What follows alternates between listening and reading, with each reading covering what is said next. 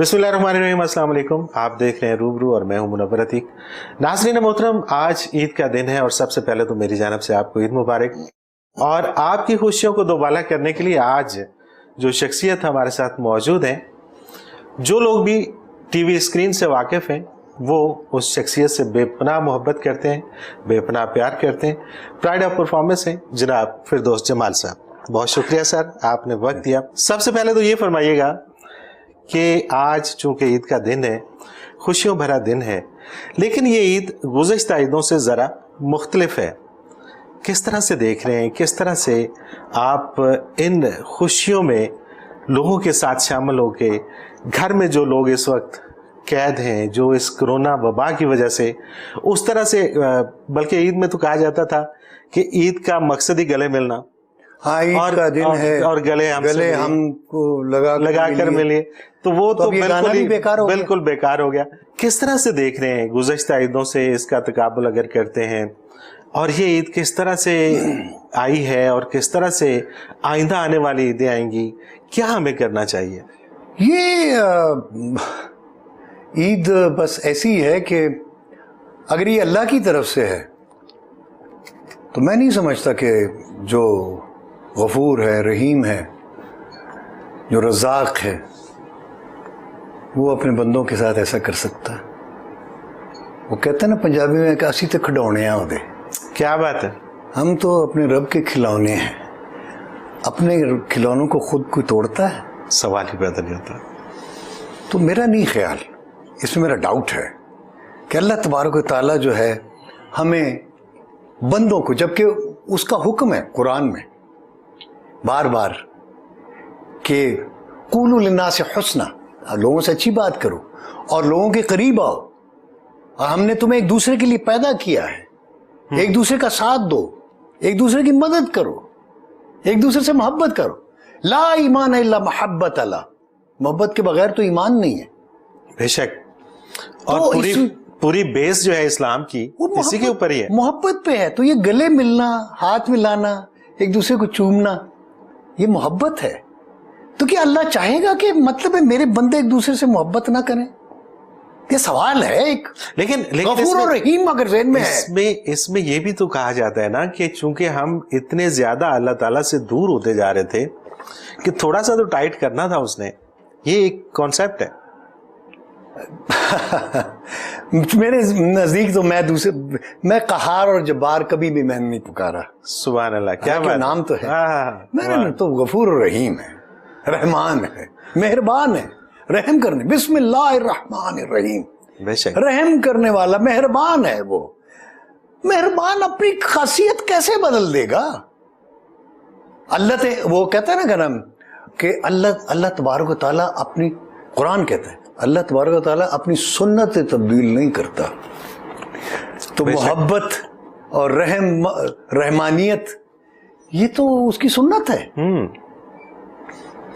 बिल्कुल सही। वलन तजिद लिसुन्नतिल्लाहि तब्दीला, और अल्लाह अपनी सुन्नत तब्दील नहीं करता। तो जब कुरान ये कह रहा है कि अल्लाह अपनी सुन्नत नहीं तब्दील करता, अल्लाह अपनी रहमानियत और मेहरबानियत को, गफूरियत को और सारी चीज को वो मतलब है बदल देगा, इस सुन्नत को। तो ये और वो कुरान है। पूरी दुनिया के ऊपर जो खेल खेला जा रहा है, आप इससे फिर इत्तेफाक नहीं कर रहे? पूरी दुनिया में कितने खेल खेले जा रहे हैं। इसराइल किसने बनाया? अल्लाह ने बनाया। अरबों पे जितना शाम, इराक, लीबिया में जितने लोग मरे हैं, ये अल्लाह ने मारे हैं। जो तबाही हुई है, जो बमबारियां हुई है, जो वियतनाम की जंग में लोग मरे हैं, ये किस अल्लाह ने किया? अगर वो इतने बम बरसा सकते हैं वियतनाम पर, वो अगर शाम और इराक पर बमबारियां कर सकते हैं, तो बाकी लोगों को किसी और तरीके से मारना उनके लिए कोई मुश्किल है? या क्या उनको बुरा लगता है? मतलब ये तो खामोश मौत भी वो दे सकते हैं ना। बिल्कुल ठीक बात है। एक तो बम वाली है ना कि धमाके के साथ मार दिया। क्या वो टेक्निक चेंज करके खामोश मौत नहीं दे सकते किसी को? मतलब ये सवाल ज़हन में उभरता है। और फिर बात ये है कि ये कौन मर रहा है? ये सवाल जो है ना, ये इस वक्त मेरा ख्याल है कि जितने भी लोग हमें देख रहे हैं, हाँ, उनके अज़हान में ये सवाल मौजूद है कि ये कौन मार रहे हैं और मतलब कहां मार रहे हैं। एक बंदे ने मुझसे अजीब बात की कि आप मुझे ये बताएं आपकी फैमिली कितनी है, फैमिली आपकी। मैंने कहा मेरी फैमिली तो माशाल्लाह हम पठान लोग हैं, तो हमारे तो एक तरह से ट्राइब होता है ना, तो वो उसमें काफी लोग होते हैं, सैकड़ों के हिसाब से होते हैं। तो कहने लगे कि आपकी पूरी फैमिली में या आपके जानने वालों में से कोरोना से आज तक कोई मरा है या बीमार हुआ? नहीं। तो मैं सोच में पड़ गया, मैंने कहा नहीं, ऐसी तो कोई इत्तला ही नहीं आई। तो कहता फिर ये कौन लोग मर रहे हैं? मसलन मुझे कई लोगों ने कहा कि जी वो बंदा एक गया, उसको पेट में तकलीफ थी तो उसका कोरोना लिख दिया डॉक्टर ने कि इसको कोरोना है। किसी का हार्ट का मसला हो गया, उसके मतलब है हार्ट बीट तेज हो गई तो हार्ट का पेशेंट था वो। किसी की किडनी का था तो सबको वो कोरोना लिखी जा रहे हैं। कौन, किसने कहा उनको? कोई तो है जो पीछे डोरे हिला रहा है। फिर जितने भी हमारी लैब्स हैं, जो टेस्टिंग लैब्स जहां पे, वहां पे पॉजिटिव ही सब क्यों आ रहे हैं? कोई भी चले या टेस्ट करने तो पॉजिटिव कह देते हैं। व्हाई? कोई डॉक्टर नहीं बता रहा कि इसका रीजन क्या है। ये एक जुकाम या बुखार जो है वो इतना खतरनाक तो नहीं हो सकता। अच्छा, एक चीज इसके अंदर है कि जो वायरस है, वायरस जो कि 200 से ज्यादा वायरसेस हैं, वायरस का होना किसी इंसान के अंदर, ये तो एक आम सी बात है और उसी को वो पॉजिटिव करार दे देते हैं। वो अब ये है ना कि ये कहीं से किसी को पता चला कि ये जो टेस्ट होता है तो इसके अंदर जो कोरोना वायरस है स्पेशली, वो किसी को नजर आया हो, किसी ने डिटेक्ट किया हो, उसकी कोई पिक्चर आई हो, उसकी कोई फिल्म आई हो। नहीं, वो एक दिखाते तो हैं जिसके नहीं, वो जिसके साथ इमेजिनरी है, इमेजिनरी है ना। हाँ, वो तो मतलब आपको नहीं है, फैक्चुअल नहीं है। सही है। तो यही तो मैं कह रहा हूं, जहां तक वबा का ताल्लुक है तो वबाएं तो शुरू से हैं। ये कोई 7 वायरसेस हैं, 6-7 वायरसेस हैं जब से यानी ये दुनिया बनी है, इंसान तख्लीक हुआ है या जानवर बने हैं, ये वायरसेस साथ है। चूंकि वो रिक्वायरमेंट है कायनात, देखे ना अल्लाह तबारक व तआला की हिकमत है कि उसने एक मखलूक पैदा करनी है, तो उसके कुछ लोगों को, चूंकि अगर वो ये मौत और जिंदगी ना हो, ये 2 पार्ट है। जिसने पैदा होना है उसने मरना भी है, बेशक, इसमें कोई शक नहीं। और जिसने मरना है उसके लिए शर्त है पैदा होने की। पैदा होगा तो मरेगा ना, डेफिनेटली। तो वो तो अल्लाह तबारक व तआला का एक निजाम है। अब देखें ना, जैसे हुजूर सल्लल्लाहु अलैहि वसल्लम की वो हदीस मुबारक है कि अगर जहां ताउन फैल जाए वहां मत जाओ, और जो वहां पे हो वो बाहर ना निकले। तो इसका मतलब है प्लेग जो है, जिसको प्लेग कहते हैं, ताउन, वो हुजूर सल्लल्लाहु अलैहि वसल्लम के जमाने में भी था, 1500 साल पहले, 1700 साल पहले भी था। फिर आका सल्लल्लाहु अलैहि वसल्लम को जब दाई हलीमा रदियल्लाहु ताला अन्हा के सुपुर्द किया गया तो दूध पिलाने के लिए, एक दूध पिलाना भी वो रिवायत थी अरबों की। दूसरी जो मेन रीजन थी वो ये थी कि उन दिनों में मक्के में चेचक फैली हुई थी। अच्छा, आई सी। तो इस वजह से बीवी साहिबा ने अपने कितने प्यारे होंगे, मैं तो ये सोच रहा हूँ मेरे आका सल्लम कितने प्यारे से होंगे, और उनको बीवी साहिबा ने जो है दाई हलीमा रज़ियल्लाहु अन्हा उनको उनके हवाले कर दिया। तो उसकी मेन रीजन दूध पिलाना भी हो सकता है, लेकिन मेन रीजन वो चेचक फैली हुई थी। सही, को चेचक ना हो जाए। बिल्कुल। तो ये वबाई अमराज तो पहले आते, तो ये आते रहे हैं, लेकिन इस तरह से क्या है, मैं एक अजीब सी बात आती है जहन में। मेरे मतलब बेटा है, यूरोप में होता है, तो उसने मुझे कहा कि बाबा इधर तो जो ओल्ड होम्स हैं वो सारे साफ हो गए। साफ हो गए मतलब ये कि जितने भी ओल्ड, जो 60 साल से या 70 साल से ऊपर के लोग जो है, जो रिटायर्ड लाइफ होती है या बीमार होते हैं, उनको जाहिर है 60 साल के ऊपर बीमारियां कुछ ना कुछ तो हो जाती। और वहां पे बच्चे, चूंकि वो एक अजीब सी सोसाइटी है ना कि हर बंदा अपने लिए पैदा हुआ है, और वो स्टेट का बच्चा होता है, क्योंकि स्टेट उसको पालती है। बिल्कुल ठीक है, वही फीड करती है ना, दूध के पैसे भी दे रही है, कपड़ों के पैसे भी वो दे रही है, एजुकेशन भी फ्री दे रही है, तो वो स्टेट का बच्चा है। तो इसीलिए वो जब बड़ा होता है तो माँ बाप को कहता है, वो मतलब डेविड कह रहा होता है बाप को, डैडी नहीं कहता, या विलियम कह रहा होता है, मिस्टर विलियम। वो चूंकि उसको स्कूल में ये पढ़ाया जाता है कि ये जो तुम्हारे माँ बाप है, जिसने तुम्हें जना है, जिस माँ ने या बाप ने जो की वजह से तुम पैदा हुए, वो तुम्हारे माँ बाप नहीं है। स्टेट तुम्हारी माँ है, तुम्हारा बाप है, चूंकि वो दे रहा है आपको, वो पाल रहा है। तो इसलिए जब वो बूढ़े होते हैं तो वो उनकी ओनरशिप नहीं लेते, स्टेट ही लेती है ना। तो स्टेट उस पर खर्चा करती है। अब जितने भी 60 साल 70 साल से ऊपर के बंदे हैं, सारे वो मर रहे हैं। क्यों?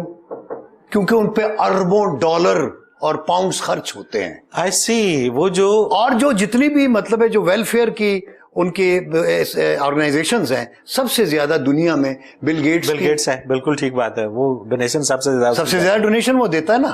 तो उससे पैसा भी तो बचाना है। फिर ये है कि आबादी बढ़ रही है, एक्सपेंसेस उन लोगों के ज्यादा हैं। तो सवाल ये पैदा होता है कि ये जो 60 साल से ऊपर के बंदे ही यूरोप में, अमेरिका में क्यों मर रहे, जबकि 60-70 साल के अफराद से ज्यादा नाजुक जो है वो 6 महीने का, साल का बच्चा है। बिल्कुल ठीक बात। तो मरना तो उसको चाहिए। हाँ, यानी ये चीजें डाउट पैदा कर रही हैं।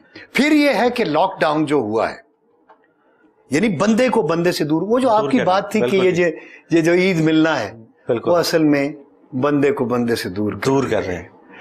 उसको मशीन बना दिया गया, उसको एक जैसे कोई आला बना दिया गया कि ये इंसान नहीं है, ये आला है कोई, इसको अलग अलग करो। क्योंकि ये मिलेंगे ना, ये सोशल एनिमल है ना, इनकी ये सोशल लाइफ खत्म करो, इनको अलूफ कर दो, इनको अकेला अकेला कर दो, ताकि हम इससे वो मशीन का काम ले सके, इसको पुर्जा बना दो। अच्छा फिरदौस जमाल साहब, ये जो आपने बात अभी की है ना, ये बड़ी खतरनाक बात पाकिस्तान के हवाले से, हमारे इस खित्ते के हवाले से, कि यहाँ पे जो अमवात हो रही हैं वो किसी भी डिजीज के हवाले से हो रही हैं, उसको कोरोना खाते में लिख के जब दिया जाता है तो उनके जनाजे नहीं करवाए जाते, बल्कि उनको हाथ तक नहीं लगाने दिया जाता। ये हमारी रवायात के बिल्कुल अगेंस्ट है। मतलब ये मुमकिन नहीं था, आज से 2-3 महीने पहले तक ये सोचना मुमकिन नहीं था कि मेरे बेटे को अगर कोई ना कोई बुरी से बुरी भी डिजीज है, या बेटी को है, या माँ को है, या बाप को है, तो मैं उनको टच ना करूं। मतलब ये मैं सोच भी नहीं सकता। लेकिन अब ये सोच डेवलप की जा रही है। और ये मशीन वाली बात आपकी, मुझे वही तो कह रहा हूं कि कोढ़ के मरीजों का भी जनाजा होता था। बिल्कुल। और उनके पास भी लोग बैठते थे, वो ताजियत करते थे, दुआ करते थे। अब जनाजा भी नहीं, जनाजे से भी गए। तो ये मशीन, वो एक तो मशीन, दूसरा ये है कि इस्लाम से, यानी ह्यूमैनिटी जो है ऐसा ये जो इंसानियत है, ह्यूमैनिटी, इसको खत्म करो। चूंकि अदियान जितने भी हैं, जितने भी दीन हैं, दीन तो खैर हम इस्लामी है, बिल्कुल सही, लेकिन बाकी मज़ाहिब हैं, उसमें हर मजहब में और हमारे दीन में खास तौर पे इंसानियत का दर्स है। बिल्कुल ठीक बात है। तो इंसानियत खत्म हो गई तो पीछे कुछ नहीं रहा है। क्योंकि मसाजिद के हवाले से जो हम सुनते आए और जो पढ़ते आए, वो ये था कि जी एक आपके मोहल्ले की मस्जिद होती है, उसमें आप जाके 5 वक्त, फिर उसके बाद एक इज्तिमा बढ़ा ताकि सारे लोग वहां पे इकट्ठे हों। सोशल एनिमल है ना। बिल्कुल, मतलब उसमें वो सोशल अगर खत्म हो गया, सोशल इंटरेक्शन जितना इस्लाम के अंदर है, वो खत्म कर, किस तरह से मुमकिन है कि उसको बिल्कुल ही खत्म कर दिया जाए? और उसको बिल्कुल, मतलब ये एक साजिश है। वो कहता है ना, human man is a social animal ना। बिल्कुल। तो सोशल हटा दो तो क्या रह जाएगा? एनिमल।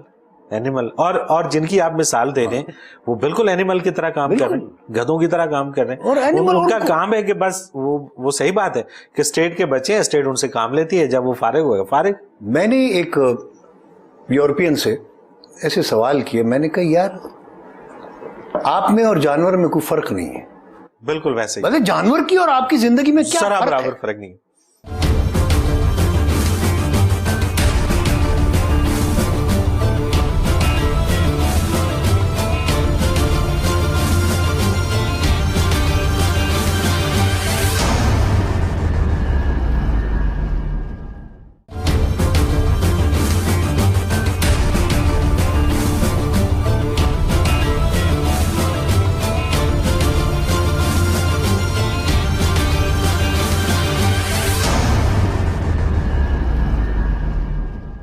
वेलकम बैक नाज़रीन मोहतरम, आप देख रहे हैं रूबरू और मेरे साथ आज मौजूद हैं जनाब फिरदौस जमाल साहब। फिरदौस जमाल साहब, जाहिर है कि मुझे अब ये मुश्किल हो रहा है कि कहाँ से शुरू किया जाए। आपने आज से 30 साल पहले भी आप इसी तरह से सबके दिलों पे राज करते थे, आज भी आप सबके दिलों पे राज करते हैं। ये सफ़र कहाँ से शुरू हुआ और जब घर से निकले थे तो क्या ये सोच के निकले थे कि एक्टर ही बनना है या कुछ और भी बनना मकसूद था? वो है ना, वो कहते हैं ये सब तुम्हारा कर्म है आका, की बात अब तक बनी हुई है तो बनी रहे तो अच्छा है, बात बनी रहे। तो बात उसने बनाई है, मैंने नहीं बनाई, ये मेरे रब ने, मेरे आका मोहम्मद मुस्तफ़ा सल्लल्लाहु अलैहि वसल्लम ने, उन्होंने और बुज़ुर्गों की कुछ दुआएं हैं, कुछ उन्होंने बनाई है तो बनी रहे तो अच्छा है। बनी तो है, हाँ, अल्लाह ताला बनाए रखे और बनी रहे तो अच्छा है। मेरे अल्लाह का करम है, उसमें रब का। ये जो मैं बात कर रहा हूँ ना, ये मैं नहीं कर रहा, ये कौन मेरे अंदर बोलता है ये हमें नहीं पता। वैसे अब देखा जाए ना तो हम तो वो गोश्त पोस्ट के, हमारी तो सारी वो जो केमिस्ट्री है वो तो मतलब एनिमल्स की है ना, लेकिन अशरफुल मखलूक़ात बना दिया रब ने। किस वजह से? अक्ल देकर, बेशक बेशक, जहन देकर, सोच देकर, विजन देकर अल्लाह तबारक व तआला ने अपनी इस मखलूक को अशरफुल मखलूक़ात बना दिए। एन खलीफतुल्लाह इन वन्नी जाइलुन फिल अर्द खलीफा, सुभान अल्लाह, मैं क्या बात, ज़मीन में एक खलीफा अपना नाइब बनाना चाहता, तो बना दिया, तो उसका शुक्र करना चाहिए। बाकी जहाँ तक इस बात का ताल्लुक था कि मैं जब थोड़ा सा मुझे होश मैंने संभाला तो मैं रेडियो भी गाने, बचपन से ही मेरे दादा बड़े शौकीन थे, सुबह नमाज के बाद फिर उन्होंने रेडियो सिलोन लगा देना, उस ज़माने में बड़ा मशहूर था, ये श्रीलंका ब्रॉडकास्टिंग कॉरपोरेशन का विदेश विभाग है, मुझे अभी तक वो अनाउंसमेंट भी। क्या बात। तो बाद में फिर मैं खुद रेडियो के अनाउंसर कॉम्पेयर बन गया, रेडियो पाकिस्तान पेशावर पे, यहाँ भी मैंने कॉम्पेयरिंग अनाउंसमेंट की, लाहौर रेडियो पे भी, तो ड्रामा आर्टिस्ट भी, as a drama artist dramatics में। तो मुझे फिर ये इन चीज़ों से इंटरेस्ट, मौसीकी तो खैर पीछे रह गई। फिर वालिद साहब को मेरी फिल्में देखने का बड़ा शौक़ था, तो मुझे बचपन से ही ना फिल्में दिखाने ले जाते थे, वो बड़े शौकीन थे। तो मैंने देख देख के तो वो मुझे फैसिनेट करें सारे एक्टर्स, तो मैं घर आके कभी एक की कॉपी करूं, कभी दूसरी, जो मुझे बताते हैं घर वाले, तो मुझे मेरे वालिद साहब, मेरी वालदा, मेरी खालाएँ जो अब नहीं हैं इस दुनिया में, एक है अल्लाह उसको ज़िंदगी दे, बाकी सब लोग जो हैं, मेरे एक चचा हैं अल्लाह उनको भी ज़िंदगी दे, बाकी सब जो मेरे जिनका मेरी बचपन में कंट्रीब्यूशन है मेरे बचपन के साथ, वो मुझे बताते हैं कि जो पहली मिमिक्री जो की थी या एक्ट जो मैंने किया था, वो बाद में मुझे नहीं पता, फिल्म में वही बताते हैं कि तुम आके ये गाना गाते थे। अच्छा। फिर बाद में मैंने होश में वो फिल्म देखी, 7 लाख फिल्म थी, मुझे बचपन में 3-4 साल का होऊंगा शायद, वालिद साहब ले गए, तो उसमें आगा साहब पे एक गाना पिक्चराइज हुआ था, यारो मुझे माफ करो मैं नशे में हूँ। अच्छा। तो कहते तुम आके ना घर वैसे ही करे, यारो मुझे माफ करो मैं नशे में हूँ, कहते ये तुम करते थे। क्या बात, ये 3-4 साल 3-4 साल की उम्र में। अच्छा। तो कहते वो सब अप्रिशिएट करते थे, कहते हम हंस हंस के तो कि छोटा बच्चा क्या कर रहा है, नशे की बात कर रहा है सारे। फिर वो जब भी कोई तकरीब होती थी घर में, किसी की शादी या कोई ईद के मौके पे इकट्ठे होते थे, दादा हमारे दादा का घर है तो वो सारे, वो बड़े थे तो सारे इकट्ठे हो जाते थे ईद वाले, किसी भी तकरीब में कोई इवेंट होता था तो बड़े पठान बड़े सोशल हैं, ज़रा सी भी कोई बात है तो उसको वो तकरीब बना, बिल्कुल ऐसे ही है। तो वो शाबाश पासा जागा उका करना यार, आगा सही आगा यारो मुझे माफ करो उका लग, यानी वो करो जरा। अच्छा। यारो मुझे माफ, तो कहते तुम उठ जाते थे, तो मैं कहते थे उस वक्त भी तुम प्रोफेशनल थे, मैं कैसे कहते, तुम कहते थे पहले पैसे दो। अच्छा। तो कहते आना दो आने जो है, अच्छा आना दो आने बड़ी चीज थी, कहते वो दे देता था वालिद साहब या कोई मेरे चचा या मामू, तो वो दे देते थे, तो आना दो आने वो बड़ी चीज थी। तो कहते तुम शुरू हो जाते थे, मुझे अब तो याद नहीं है चूंकि बहुत ही तो फिर जरा जरा जब मैं बड़ा हुआ तो फिर मैं बाकी लोगों की मिमिक्री करे देखने लगा, फिल्म में देख के आता था, फिर मैं कोशिश करता था वैसे। अच्छा, इसमें अभी जब मैं आपके पास आने लगा तो मेरे एक दोस्त हैं औरंगजेब फराजी साहब, तो उनसे मैंने फ़ोन पे बताया उनको कि मैं फिरदौस जमाल साहब के पास जाने लगा। तो मुझे उन्होंने एक बात कही, कहते हैं कि मैंने 30 साल पहले एक प्रोग्राम सुना था इंडिया से रेडियो पे, तो उसमें इंटरव्यू हो रहा था दिलीप कुमार साहब का। तो उनसे किसी ने पूछा कि जी आप, तो उन्होंने पेशावर का जिक्र किया और उन्होंने कहा जी इस वक्त भी पाकिस्तान के अंदर एक लड़का बहुत अच्छा काम कर रहा है और उसका नाम है फिरदौस जमाल।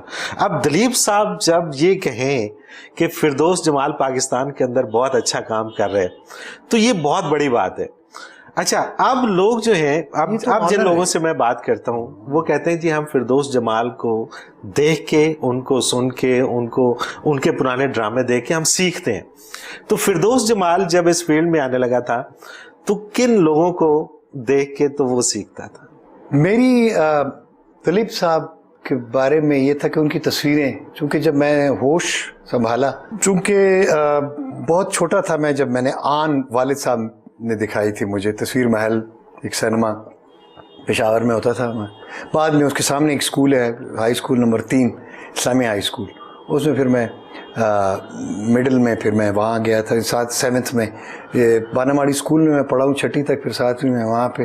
तो उसके सामने ही सिनेमा 3 थे, एक तस्वीर महल था, नॉवेल्टी सिनेमा था और पिक्चर हाउस।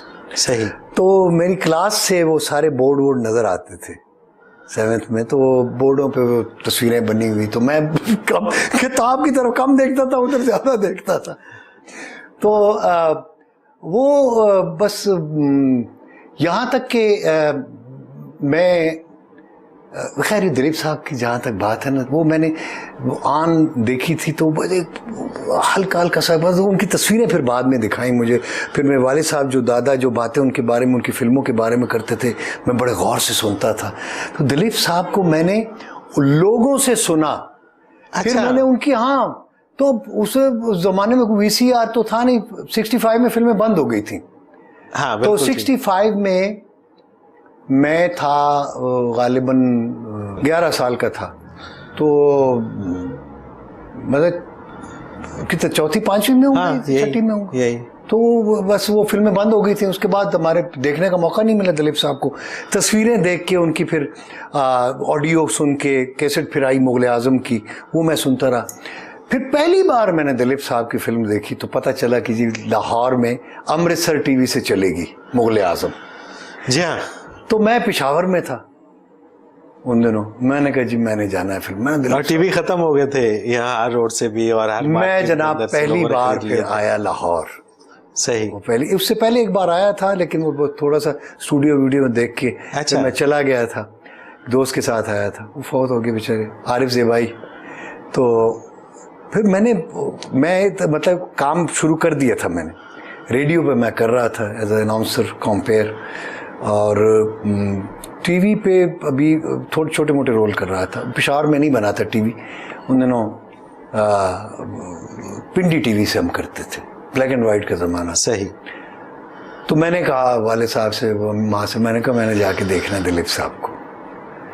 वो मैं फिर आया, उन्होंने पैसे वैसे खैर जो भी थे, यहाँ पे ये लक्ष्मी चौक में किसी होटल में मैं ठहरा था, मुझे अब एग्जैक्ट याद नहीं है क्या कौन सा होटल था।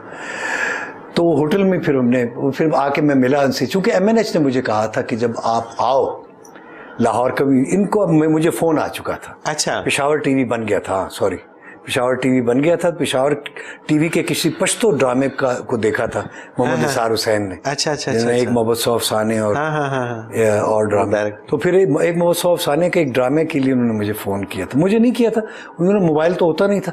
तो पेशावर टीवी के जनरल मैनेजर थे, उनको फ़ोन किया कि फिरदौस जमाल से बात करवाएं। मैं रेडियो का प्रोग्राम करता था डेली, 55 मिनट उस का नाम था, 55 मिनट की ड्यूरेशन थी उसका। अच्छा अच्छा। और गानों का, और बड़ा खूबसूरत ये लतीफ़े वतीफ़े सुनाने का प्रोग्राम था। एक खातून में ताहा खान लिखते थे वो मुझे फ़ोन आया रेडियो के उस ड्यूटी रूम में कि जी वो आपको प्रोग्राम मैनेजर बुला रहे हैं। मैं खैर प्रोग्राम ख़त्म करके मैं चला गया। तो उन्होंने कहा कि मोहम्मद निसार हुसैन का लाहौर से टेलीफोन आया था, मिस्टर फिरदौस जमाल वो आपसे बात करना चाहता। तो मिला हूँ, मैंने कहा जी मिला दें। खैर मैं कहता हाँ काका क्या हाल है, ठीक हो? मैंने कहा हाँ जी।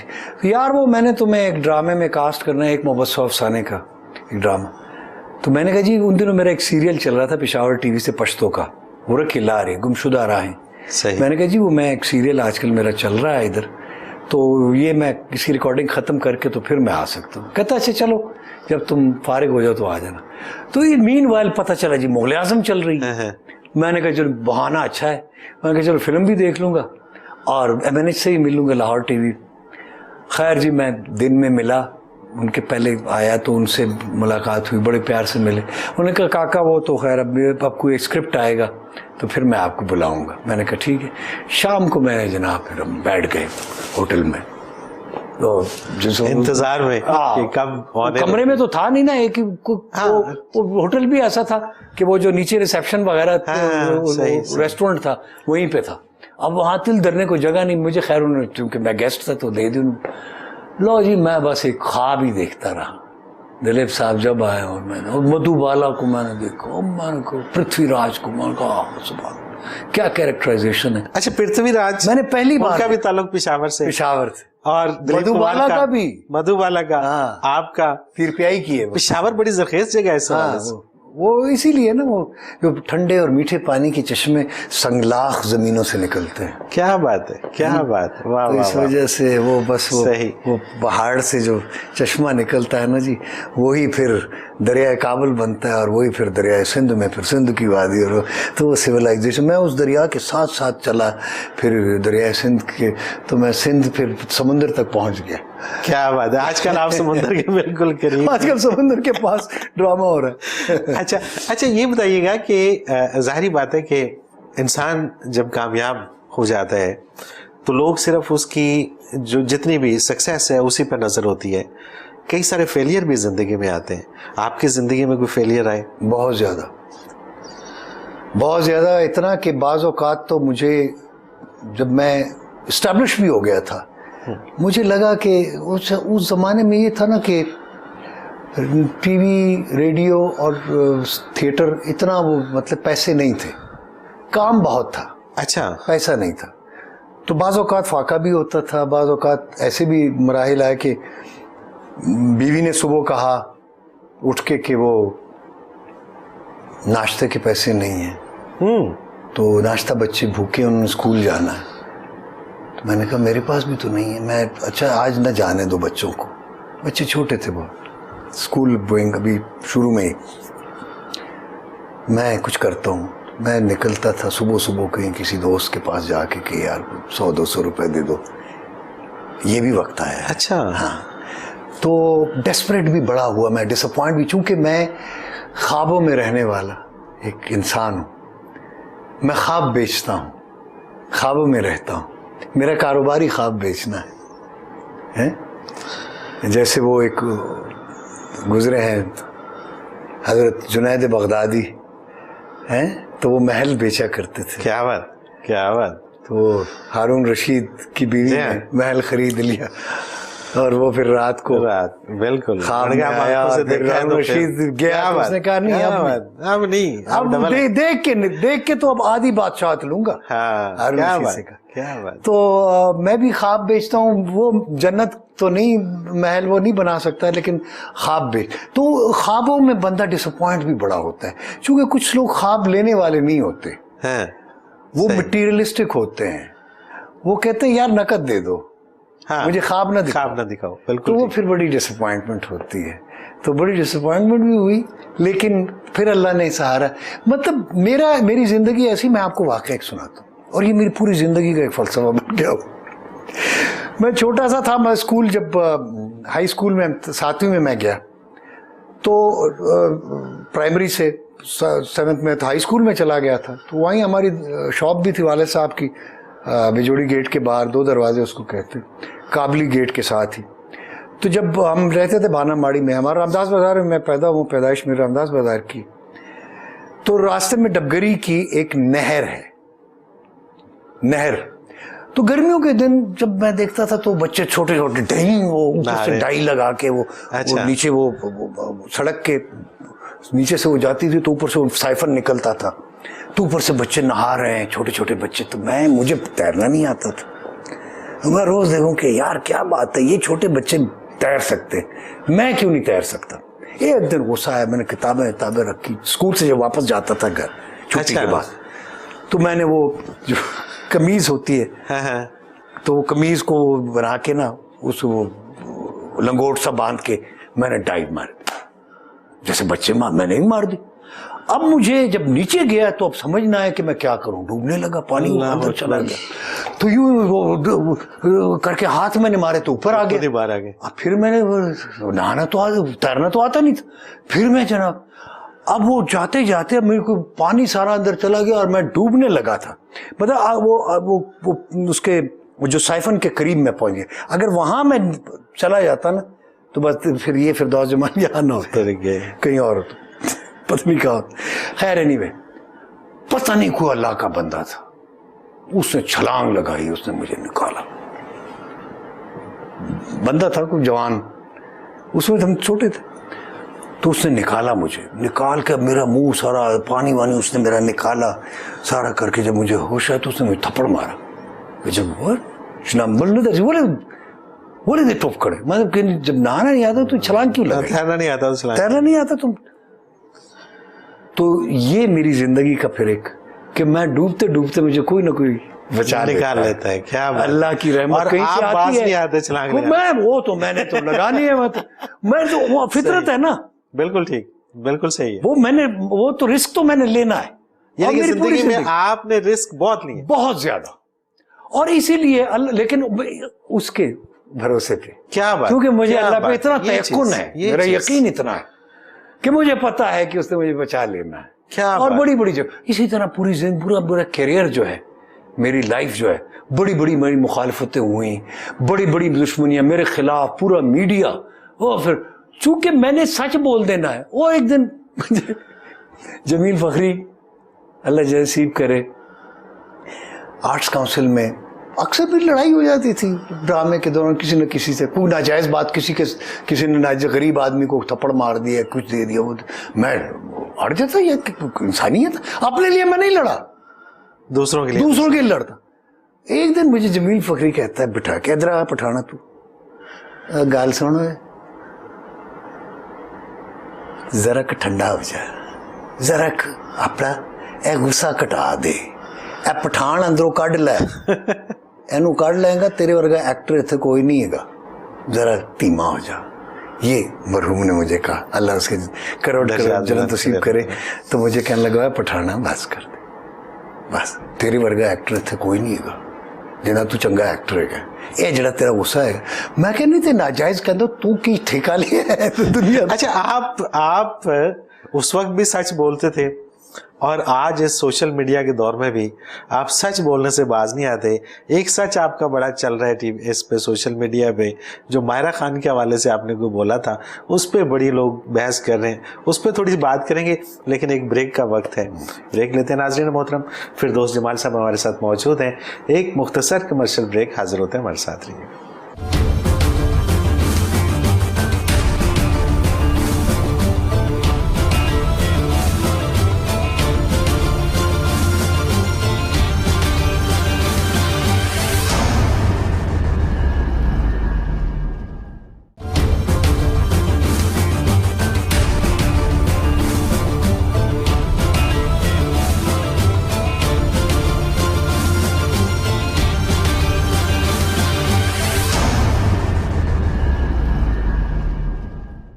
वेलकम बैक नाज़रीन मोहतरम, आप देख रहे हैं रूबरू और मेरे साथ आज मौजूद हैं जनाब फिरदौस जमाल साहब। फिरदौस जमाल साहब, आप पे बहुत सारा तनकीद भी होती है।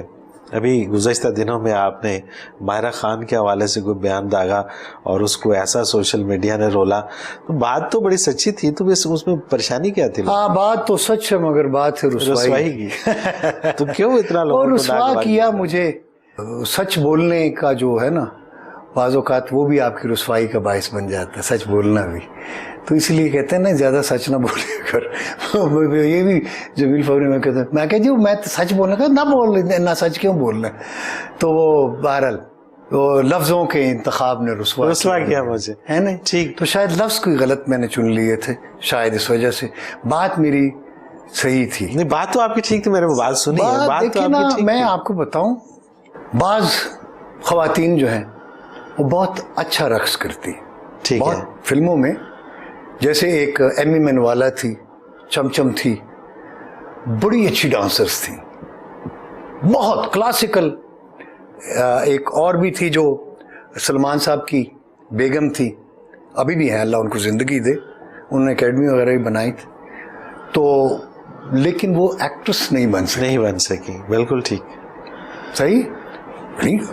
जो कथक कर सकता हो, कथकली है जी, और जो मतलब है कि हर किस्म का डांस कर ले, जिसको क्लासिकल भी आता हो, नीम क्लासिकल भी आता हो, मॉडर्न भी आता हो, है नी।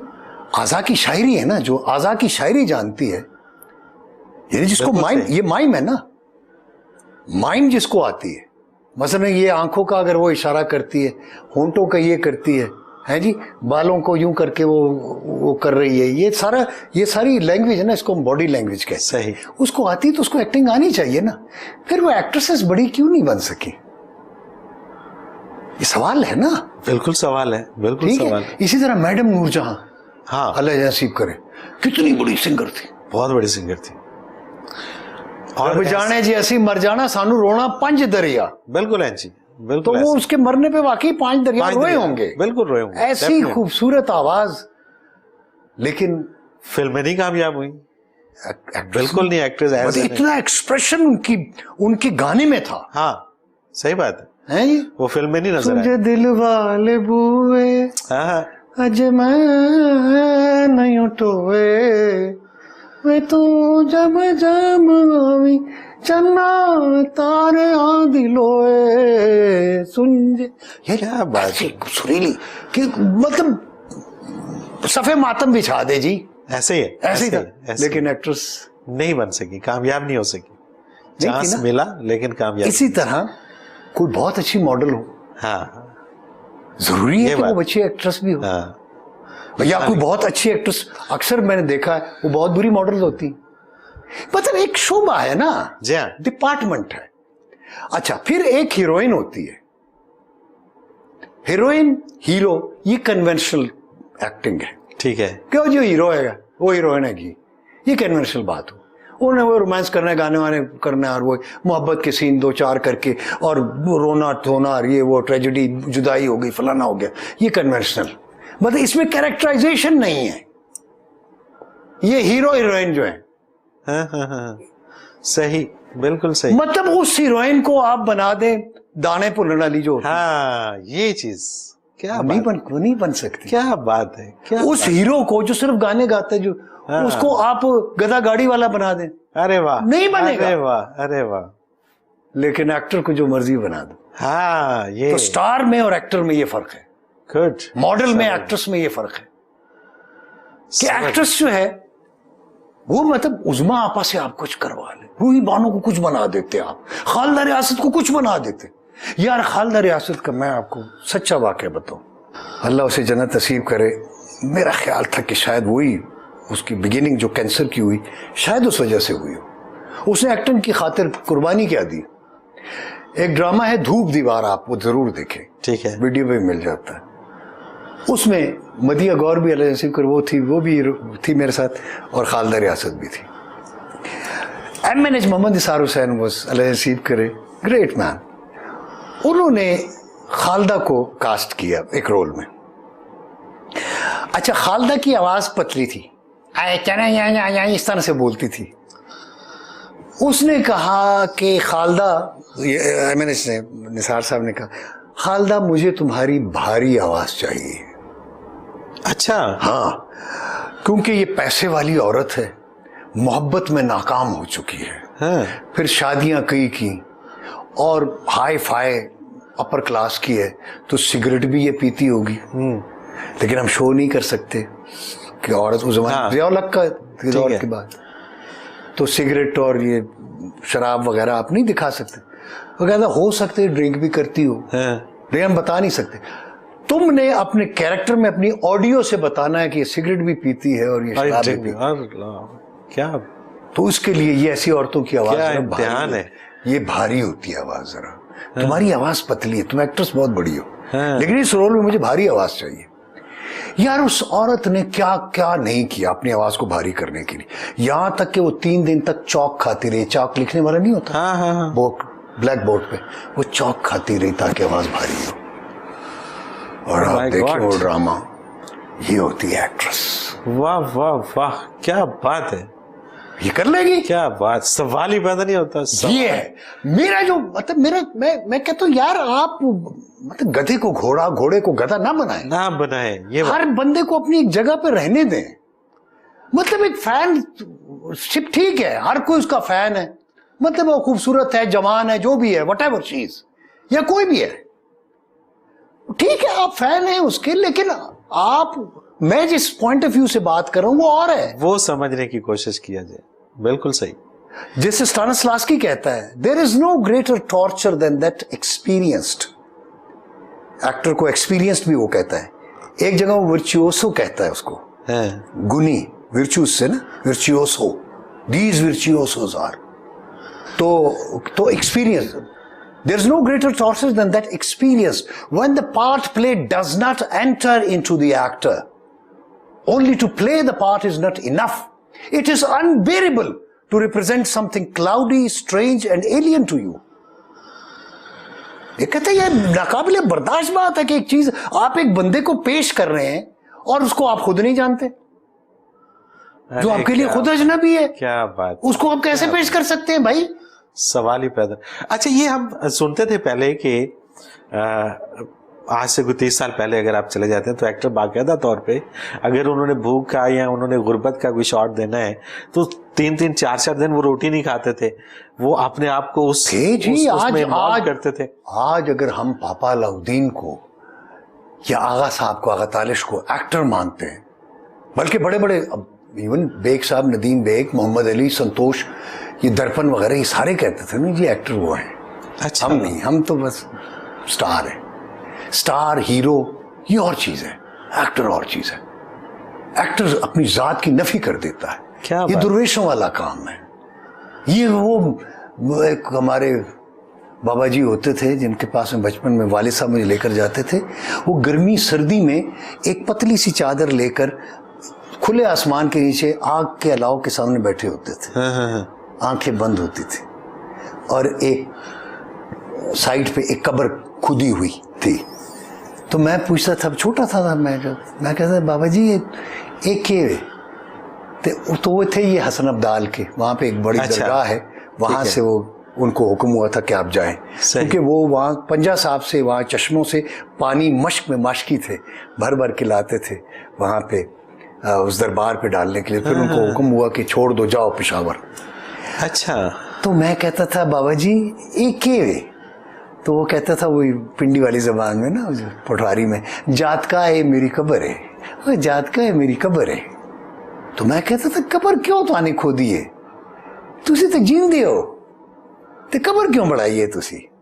ना जात का पता कोई नहीं होता ना, कदों मर जाइए तो कब्र जानते देर ना लगे, अल्लाह वो देर लग जाएगी तो असी कहने जल्दी जाइए।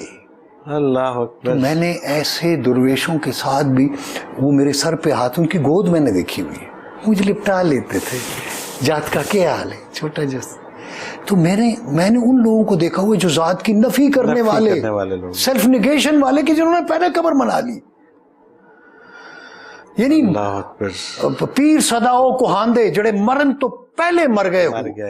बेशक बेशक। तो वो मरने से पहले उमू तो कबला मौता, अमू तो कबला मौता, मौत से पहले मर जाना।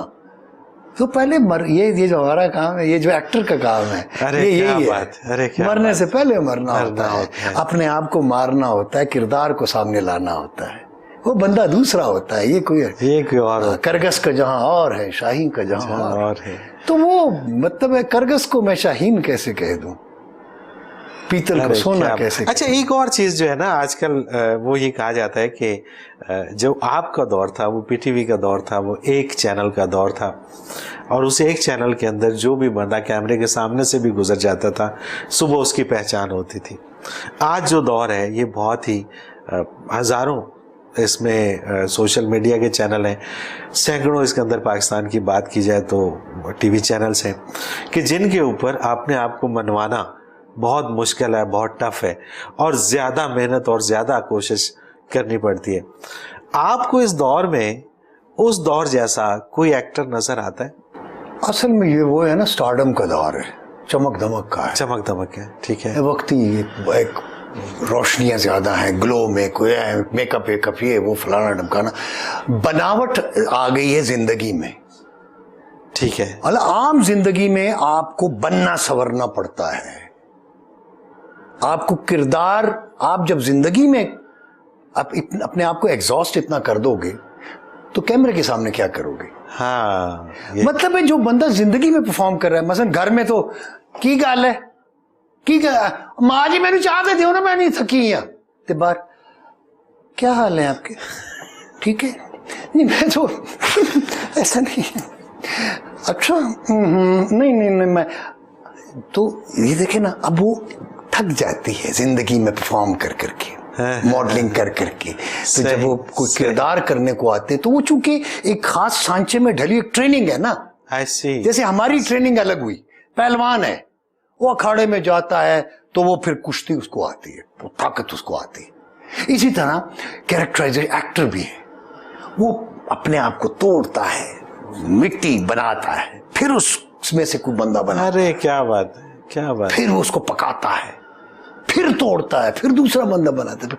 तो जिसने सिर्फ एक यही सेल्फ प्रोजेक्शन ही करनी है तो उसने तो अपने आप को पास कोई चीज, तो उसके पास दूसरा कोई बंदा नहीं है, नहीं क्या। तो ये तो अलग अलग चीजें ना जी, वो एक सांचा जो अगर आपने, इसीलिए मैं कहता हूँ कि एक्टर जो है ना, ये एक्ट्रेस कोई भी परफॉर्मिंग आर्ट, यानी एक्टर और एक्ट्रेस की मैं बात करूँ, स्टार्स की नहीं, मॉडल्स की या उधर की, एक्टर या एक्ट्रेस जो होगी ना वो बिल्कुल गुंदी हुई मिट्टी की तरह होता है। क्या बात, जो मर्जी है उसकी शक्ल बना ले, फिर उसको तोड़ के फिर उसको कुछ बना लो, उसको पकाओ नहीं।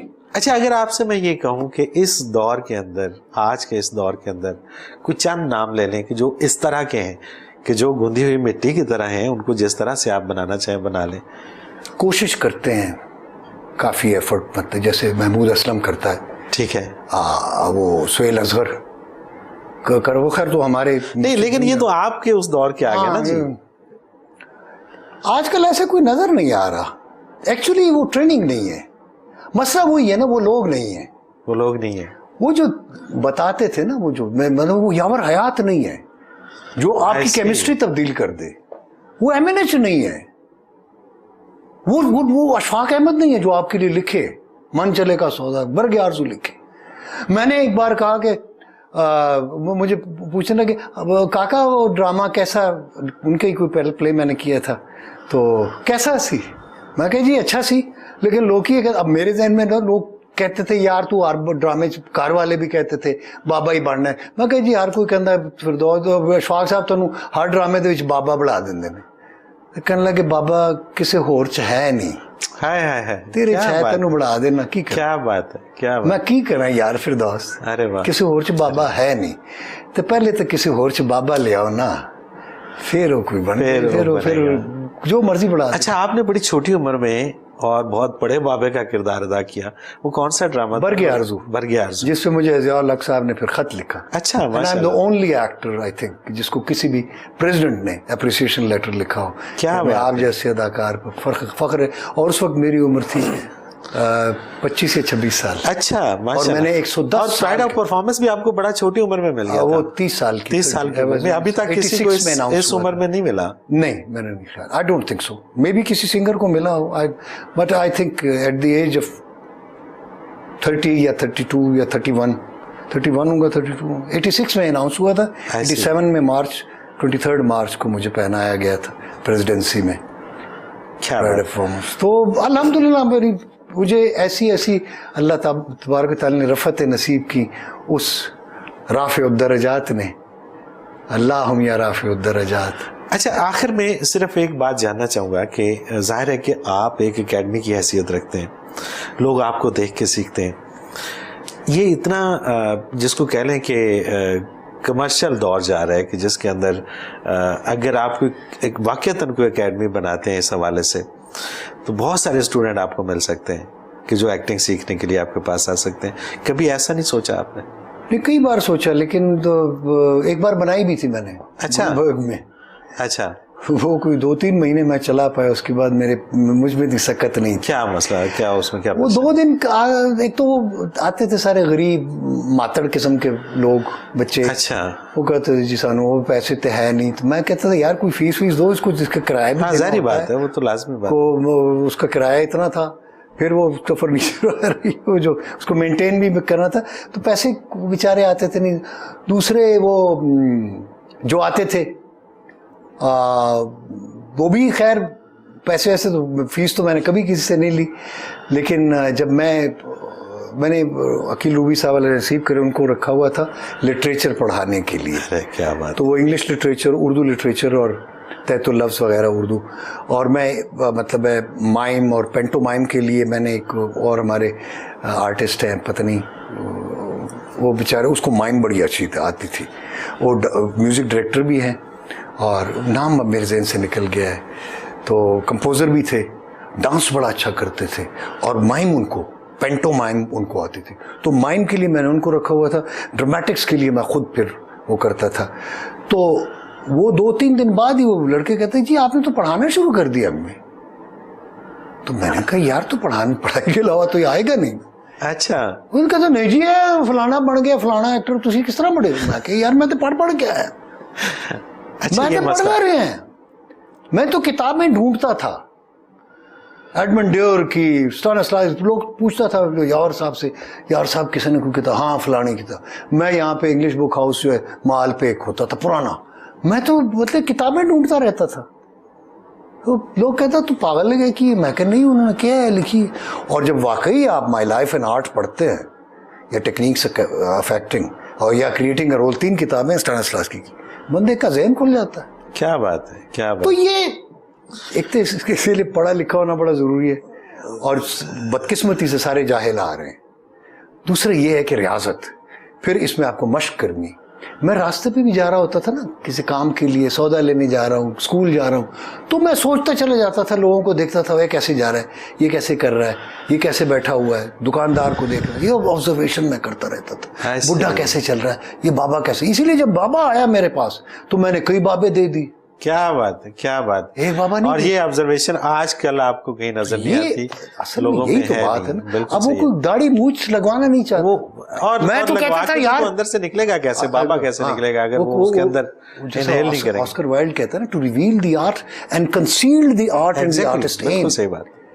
तो मैं तो अपना मुंह छुपाता था।